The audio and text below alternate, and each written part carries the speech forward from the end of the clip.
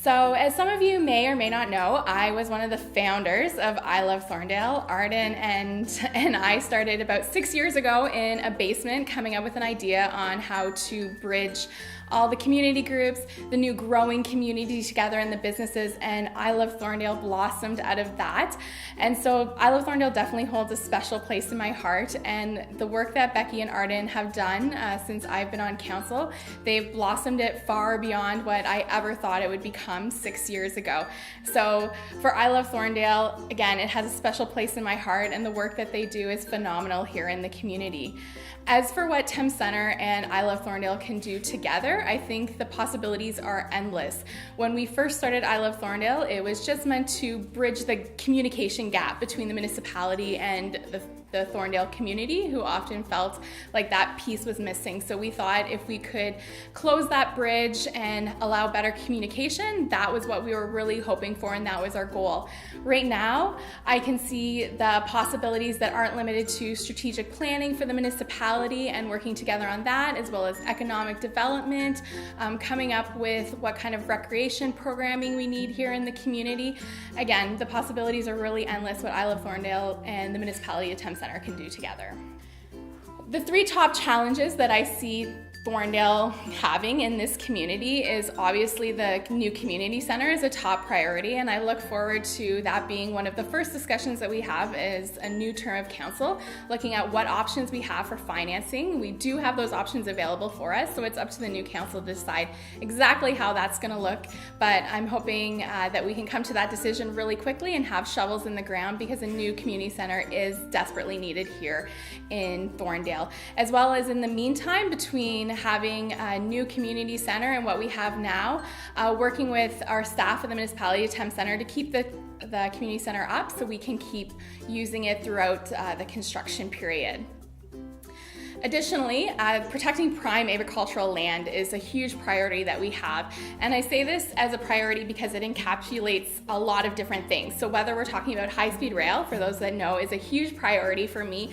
And I've been a huge advocate for finding a different decision other than high-speed rail along the hydro corridor.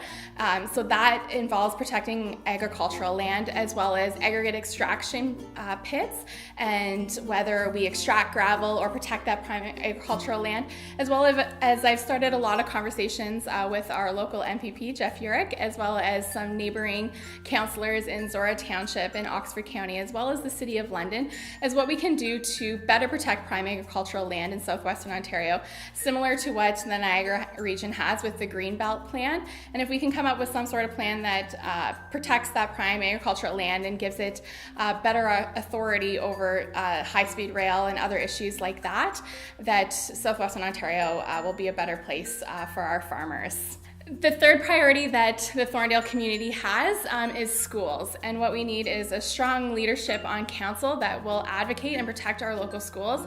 As many of you know, West Missouri Public School is at 108% capacity.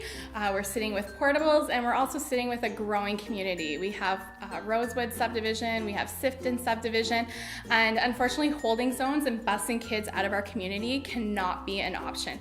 So we need great advocates on council that can work with our local school board trustees to stop holding zones and to really push for an addition on West Missouri Public School, as well as we have the threats from Thames Valley District School Board to close Lord Dorchester Secondary School.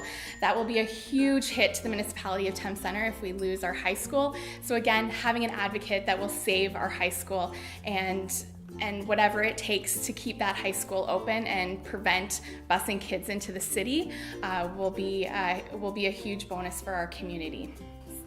So my plans for the next 4 years in this term are obviously to look at the priorities that I just talked about. Getting that new community center built, saving our high school, adding an addition to West Missouri Public School, working with whether it is our school board trustees, our provincial or federal counterparts on issues like aggregate extraction, high-speed rail, again, schools, and those important issues that go over multi-tier level governments, as well as issues like better internet access and working with Middlesex County and SWIFT to increase that internet access that we have. There are options that we have several companies looking at bringing into Thames Centre, and we really need to finalize those and allow better internet access.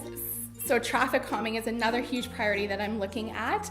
Implementing the crosswalk that, as many of you know, I've been working on for the past couple years, as well as a traffic calming study, and looking at implementing some Vision Zero techniques into the community that will make our community safer for both drivers, cyclists, and pedestrians.